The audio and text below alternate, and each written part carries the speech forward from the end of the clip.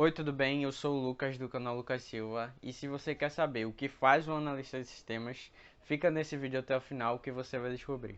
A tecnologia está em quase tudo que nos rodeia atualmente, nos computadores, nos celulares, nos estudos, enfim, a tecnologia está presente em quase tudo atualmente. Por isso, os setores que lidam com soluções tecnológicas são muito promissores para quem quer ter uma boa carreira. Entre as áreas da tecnologia está a análise e desenvolvimento de sistemas, que tem um curso especializado, que é o curso superior em tecnologia, o chamado tecnólogo, em análise e desenvolvimento de sistemas. Esse curso dura em média 2 anos e meio e é oferecido pelas faculdades de ensino superior. Vale dizer que os profissionais desse segmento transformam o mercado. Ao fazer a graduação em análise e desenvolvimento de sistemas, você pode trabalhar em diversas áreas distintas que certamente encaixam em uma das suas preferências.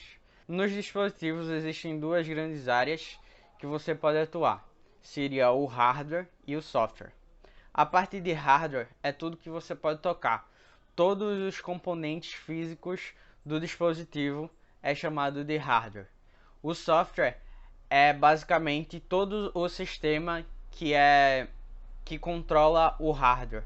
Por exemplo, o sistema operacional, que é o Android, o Linux, o Windows, são sistemas que controlam o hardware diretamente. Dentro desse sistema operacional, você pode rodar outros sistemas para executar funções que não seja diretamente ligada ao hardware. O software é o que faz a ponte entre o humano e o dispositivo. Quando você está manipulando um dispositivo, você indica uma ação no software para que o software mande a informação para o hardware e o hardware processe aquela informação.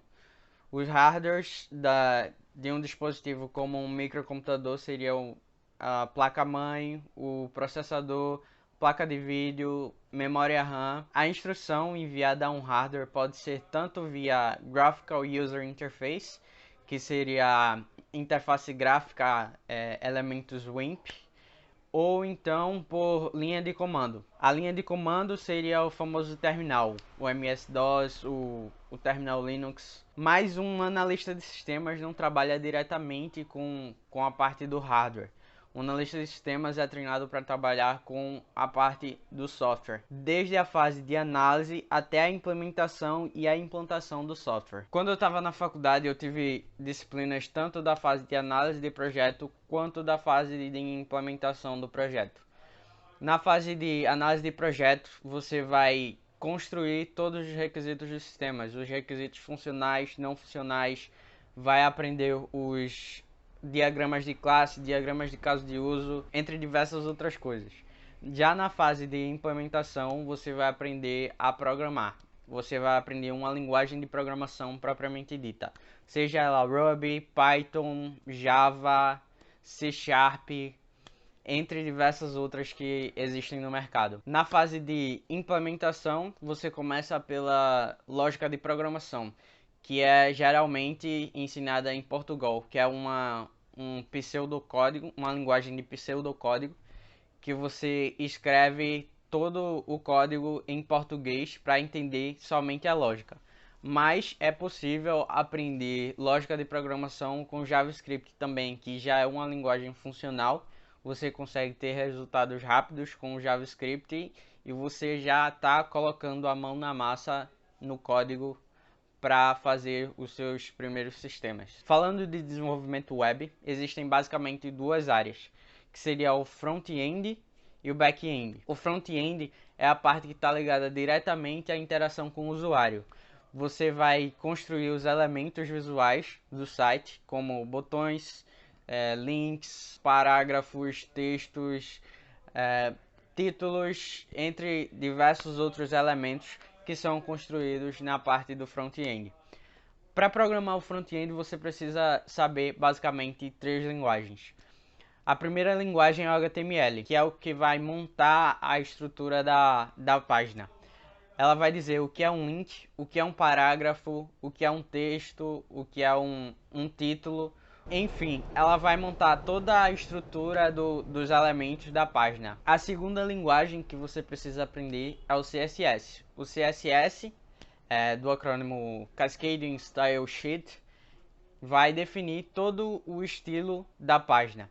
No português significa folha de estilo em cascata, e com CSS você vai definir aos elementos construídos no HTML todo o estilo. Você vai dizer a borda daquele estilo, você vai dizer quantos pixels tem o elemento, quantos pixels de margem aquele elemento vai ter, qual a cor de um botão, por exemplo, você define tudo isso no CSS. É possível também fazer algumas animações básicas, mas para animações é utilizado geralmente o JavaScript, que é a terceira linguagem front-end que você precisa aprender. O JavaScript é utilizado para atribuir dinamismo à página. Por exemplo, se você tem um botão e ao clicar no botão você quer mostrar um elemento que estava escondido anteriormente, através do JavaScript isso é possível. Você atribui um evento de clique nesse botão e quando o usuário clicar nesse botão, você adiciona uma propriedade para mostrar o elemento que estava escondido anteriormente. Isso é geralmente utilizado em listas de Frequently Asked Questions, seria FAQ. Para mostrar as respostas, geralmente é utilizado o JavaScript. Não esquece de deixar aqui nos comentários qual área você tem maior interesse e aproveita para deixar o like e se inscrever no canal. Você vai demorar menos de 5 segundos. No back-end você tem as linguagens de programação e as linguagens de consulta estruturada. As linguagens de programação são responsáveis pelo processamento dos dados, pela conexão com o banco de dados, até algoritmos mais avançados. Algumas das linguagens de programação disponíveis no mercado são Java, PHP, Python, Ruby, JavaScript com Node. No back-end também você pode programar com JavaScript utilizando o Node, entre muitas outras linguagens, onde cabe a você decidir qual é o caminho que você quer seguir na programação back-end. A parte de banco de dados também é responsabilidade do analista de sistemas. Existe uma profissão específica para trabalhar com banco de dados, seria o DBA, o Database Administrator, que seria administrador de banco de dados.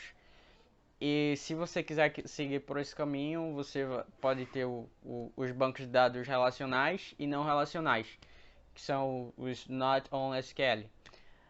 A linguagem mais popular seria o SQL, que é a linguagem de consulta estruturada, e você vai trabalhar com o banco de dados com essa linguagem. Em resumo, um analista de sistemas pode trabalhar tanto na fase de análise, implementação, teste e implantação de software, ou no banco de dados como o DBA, que cuida da administração do banco de dados e otimização de consultas. Então é isso. Se você gostou do vídeo, deixa o like, se inscreve aqui no canal.